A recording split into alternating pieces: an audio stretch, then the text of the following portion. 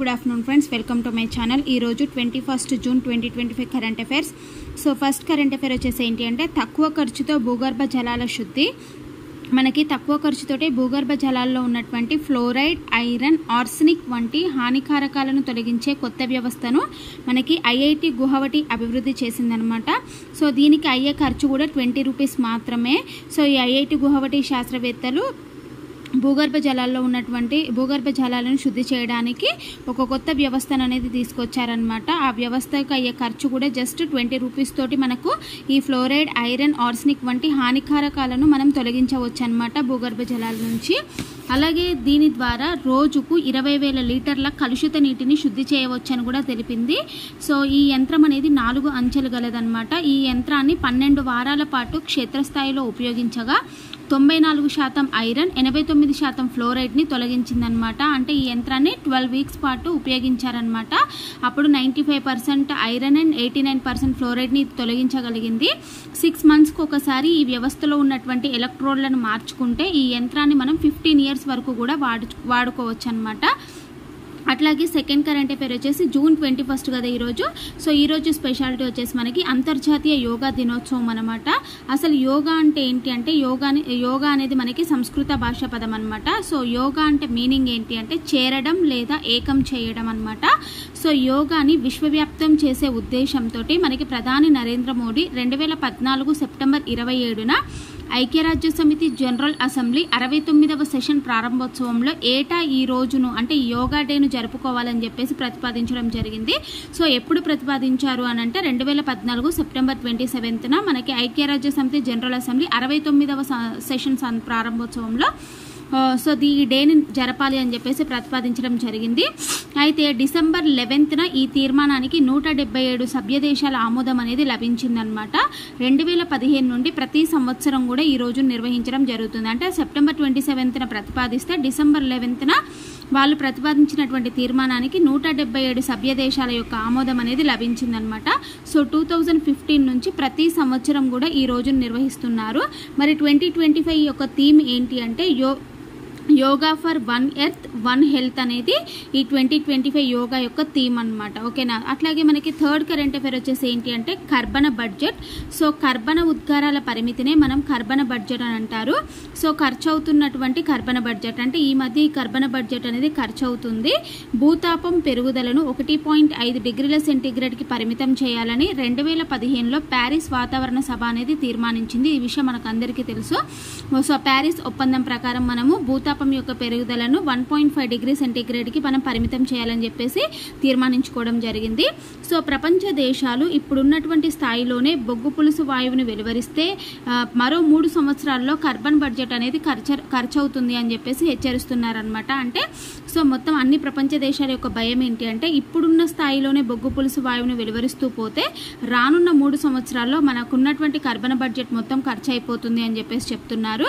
ఒకవేళ ఈ బొగ్గు పులుసు వాయువు ఉద్గారాలు తగ్గకపోతే 2048 కల్లా భూ ఉష్ణోగ్రతలో పెరుగుదల అనేది 2 డిగ్రీల సెంటీగ్రేడ్కి చేరును. అంటే ఇప్పుడు 1.5 డిగ్రీ సెంటీగ్రేడ్కి పరిమితం చేయాలంటున్నాం కదా, కానీ ఈ విధంగానే బొగ్గు పులుసు వాయువు ఉద్గారాలను మనం తగ్గించకుండా అట్లానే పెంచుతూ పోతే 2048 కల్లా భూ ఉష్ణోగ్రతలో పెరుగుదల అనేది మనకి 2 డిగ్రీల సెంటీగ్రేడ్కి చేరుతుందని చెప్తున్నారు. అట్లాగే గడిచిన 10 సంవత్సరాలలో మానవ కార్యకలాపాల వలన ఏటా వాతావరణంలోకి 5,300 కోట్ల టన్నుల బొగ్గు పులుసు వాయువు అనేది చేరిపోతుందన్నమాట. అంటే మానవ కార్యకలాపాలు అంటే మనం చేసే ఉద్గారాలు, మనం వెలువడించే ఉద్గారాల కారణంగా గత 10 సంవత్సరాల నుంచి కూడా వాతావరణంలోకి 5,300 కోట్ల టన్నుల బొగ్గు పులుసు వాయువు అనేది చేరుతుందన్నమాట.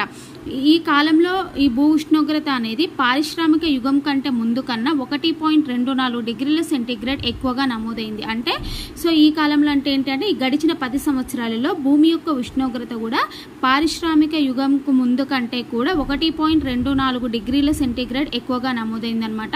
అందులో 1.22 డిగ్రీల పెరుగుదలను పెరుగుదలకు మానవులే కారణం అనమాట. అంటే 1.24 డిగ్రీ సెంటీగ్రేడ్ ఎక్కువ నమోదైతే అందులో 1.22 డిగ్రీ సెంటీగ్రేడ్ పెరుగుదలకు కారణము మరి మానవులే అని చెప్పేసి అంటున్నారనమాట. అలాగే 1850 నుంచి 1900 నాటికన్నా అంటే 1850-1900 ఆ సంవత్సరాలతో పోలిస్తే 2024లో భూమి యొక్క ఉష్ణోగ్రత అనేది 1.5 డిగ్రీ సెంటీగ్రేడ్ మేర పెరిగింది. ఇంతవరకు కూడా ఇదే అత్యుష్ణమైనటువంటి సంవత్సరం. 2024 అనేది అత్యధిక ఉష్ణోగ్రత నమోదు చేసిన సంవత్సరం అనమాట.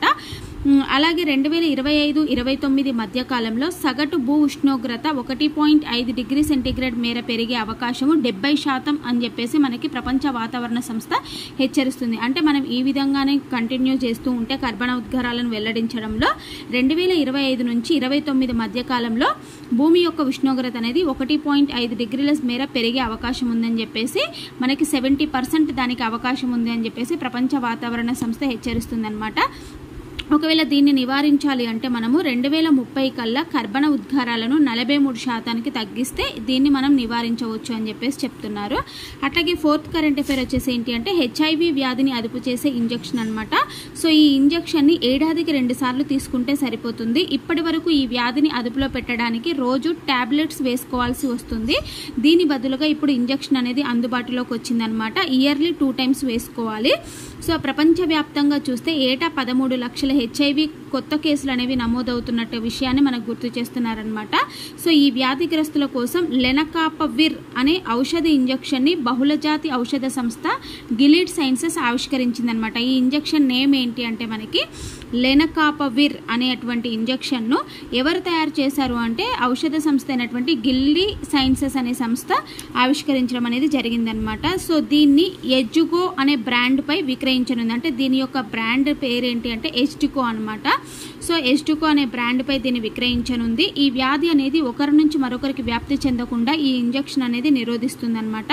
అలాగే ఆఫ్రికా దేశాల్లో ఈ పరీక్షలు నిర్వహించగా 99.9% సమర్థత అనేది కనిపించినట్లుగా కూడా మనకు అర్థమవుతుంది అనమాట. కాకపోతే ఇది చాలా ఎక్స్పెన్సివ్ అనేది కూడా ఒకటి మనకి డ్రాబ్యాక్ కనిపిస్తుంది అనమాట.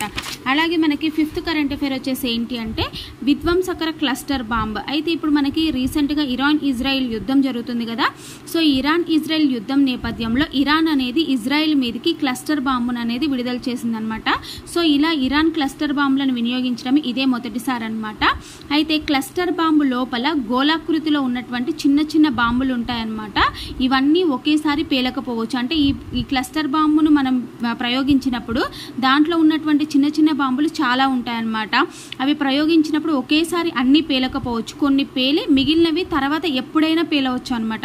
సో దానివల్ల మనకి అనేది ప్రమాదం అనేది పొంచి ఉంటుంది. అది ఎప్పుడు పేలుతుంది అనే విషయం మనకు అర్థం కాదు. కాబట్టి అట్లాగే క్లస్టర్ బాంబ్ అనేది వార్ హెడ్ని ప్రయోగించాక లక్ష్యాన్ని ఢీకొట్టడానికి కొంత దూరంలోనే అంటే గాల్లోనే అది పేలిపోతుంది అనమాట. అంటే ఈ క్లస్టర్ బాంబ్ వార్ హెడ్ని ఎప్పుడైతే ప్రయోగిస్తుందో అది దాని యొక్క లక్ష్యాన్ని ఢీకొట్టడానికంటే కొంత దూరంలోనే గాల్లోనే ఇది పేలిపోతుంది అనమాట. దాంతో అది గాల్లో పేలిపోవడం వల్ల దాంతో అందులో ఉన్నటువంటి గోళాకార చిన్నపాటి బాంబులన్నీ కూడా మనకి చెల్లా చెదురై 4 దిక్కుల అంటే నలుదిక్కులా కూడా పడి పేలిపోతాయి అనమాట.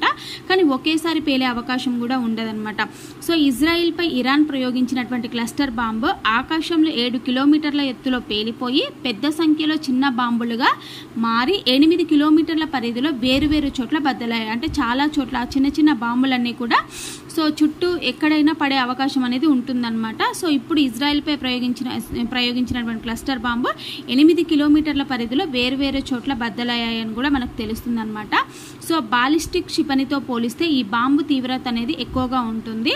మనకి 2008లో 100కు పైగా దేశాలు UNO సారథ్యంలో ఈ బాంబు వినియోగంపై నిషేధాన్ని అమల్లోకి తెచ్చాయి. ఎందుకు అనంటే సో ఇది చాలా విధ్వంసకరమైనటువంటి బాంబు కాబట్టి ఇందులో ఉన్నటువంటి చిన్న చిన్న బాంబులు అన్నీ కూడా ఒకసారి పేలవు. అవి ఎప్పుడు పేలుతాయి అనేది ఎవరికి తెలియదు అనమాట. సో కాబట్టి దాని చుట్టూ ఉన్నటువంటి పర్యావరణానికి కూడా ఇబ్బంది, అట్లాగే జనావాసాలపై పడితే మాత్రం చాలా విధ్వంసకరం అనేది జరుగుతుందన్నమాట. సో కాబట్టి ఏం చేశారు 2008లో 100కు పైగా దేశాలు UNO సారథ్యంలో ఈ బాంబు వినియోగంపై నిషేధాన్ని అమల్లోకి తెచ్చారనమాట. అయితే 111 దేశాలు 12 ఇతర సంస్థలు ఈ ఒప్పందంపై సంతకాలు చేశాయి. కానీ Iran, Israel, Russia, Ukraine, America ఈ 5 మాత్రం ఈ ఒప్పందంపై కట్టుబడి ఉంటామని చెప్పేసి ప్రకటించలేదన్నమాట. సో ప్రకటించకుండా ఉన్నాయి కాబట్టి ఇప్పుడు ఇరాన్ అనేది ఇజ్రాయెల్ మీదకి ఈ క్లస్టర్ బాంబును ప్రయోగించడానికి అవకాశం అనేది ఉందన్నమాట. సో ఒకవేళ ఈ ఒప్పందంపై సంతకం చేసుంటే ఇలా జరిగేది కాదనమాట. అట్లాగే రష్యా ఉక్రెయిన్ యుద్ధంలో ఉక్రెయిన్పై రష్యా కూడా ఈ బాంబులను ప్రకటించింది అని బాంబులను విక్రయించింది, అంటే ఈ బాంబులను వాడింది అని కూడా మనకు అర్థమవుతుందన్నమాట. అలాగే 2006 లెబనాన్ యుద్ధంలో ఇజ్రాయిల్ ఏకంగా 40 లక్షల క్లస్టర్ బాంబులను ప్రయోగించింది అని చెప్పేసి మనకు తెలుస్తుంది అనమాట. ఓకేనా. సో ఇవి ఈరోజు కరెంట్ అఫైర్స్. ఎలా అనిపించింది అనేది మీరు ఒక లైక్ కామెంట్ ద్వారా నాకు తెలియజేయండి. ఇంకా ఎవరైనా నా ఛానల్ని సబ్స్క్రైబ్ చేయకుండా చూస్తున్నట్లయితే ప్లీజ్ నా ఛానల్ని సబ్స్క్రైబ్ చేసుకోండి. ఓకేనా. అలాగే వీడియో కనుక మీకు నచ్చినట్లయితే లైక్ చేయండి, షేర్ చేయండి. ఓకేనా. So thank you very much.